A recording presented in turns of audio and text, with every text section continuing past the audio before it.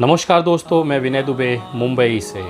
मदीने के ख्वाब के लिए एक सौदा किया है नींद से। आका मैं आ रहा हूँ तेरे चाहत में चलकर हिंद से। ये कुछ लाइनें हैं इस समय देश के एक ऐसे युवा पर लागू होता है जो केरला से 8,640 किलोमीटर की दूरी तय कर मक्का के लिए पैदल ही निकल लिया।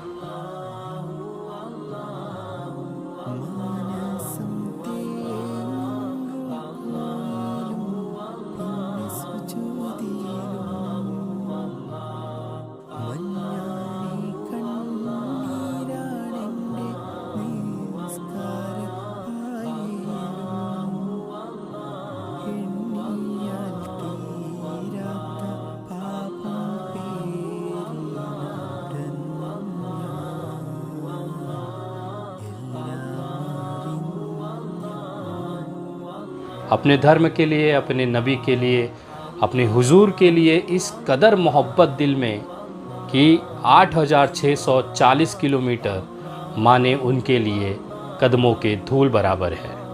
इस जज्बे को देश सलाम करता है। आज हमारे हिंदू धर्म का सबसे पावन महीना चल रहा है, श्रावण मास, जो महादेव को समर्पित होता है।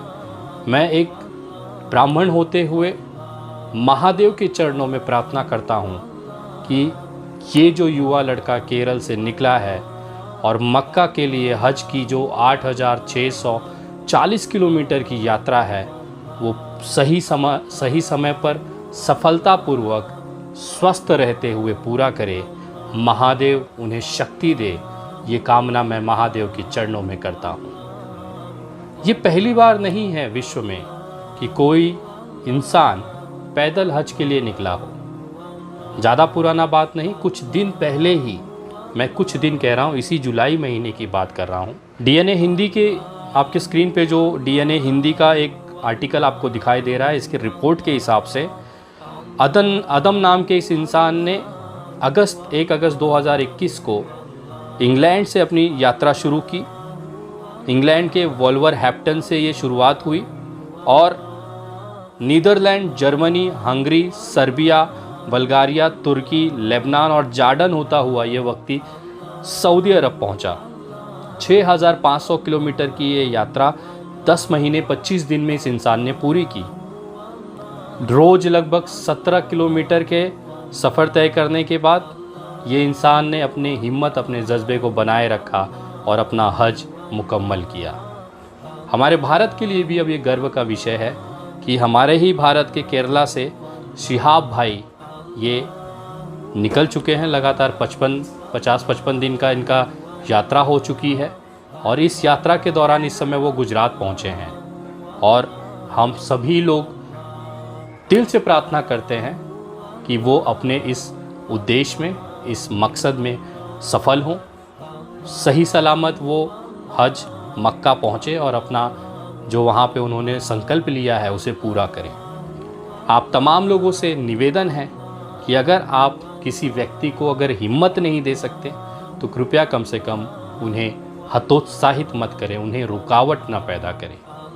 आज जिस तरह से लगातार जनाधार शिहाब भाई को मिल रहा है वो देखने लायक है। देश का युवा, चाहे वो हिंदू हो, चाहे मुस्लिम हो, चाहे किसी भी धर्म का हो, इस व्यक्ति के लिए, इस पैदल हाजी के लिए सड़कों पर गुलाबों के फूल बिछाए गए हैं।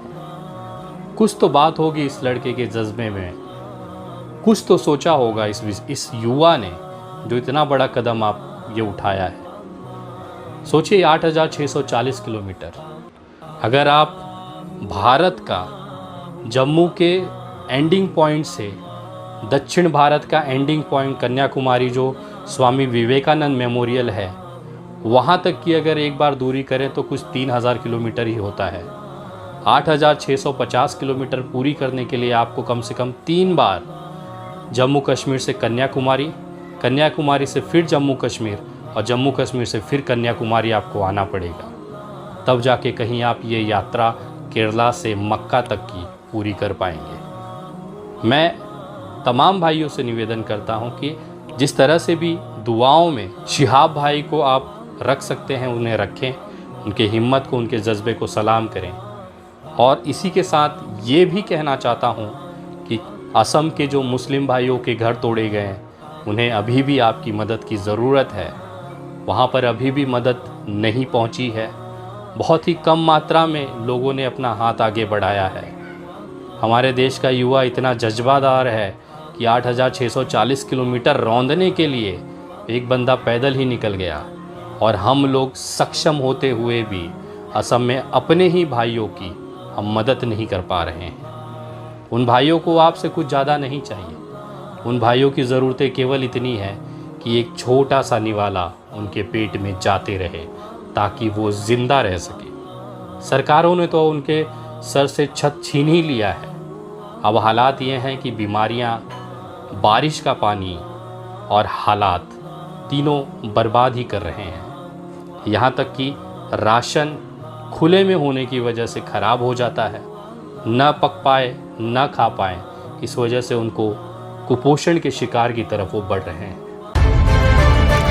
सुपर न्यूज़ 24 कोलकाता, हर कदम सच के साथ।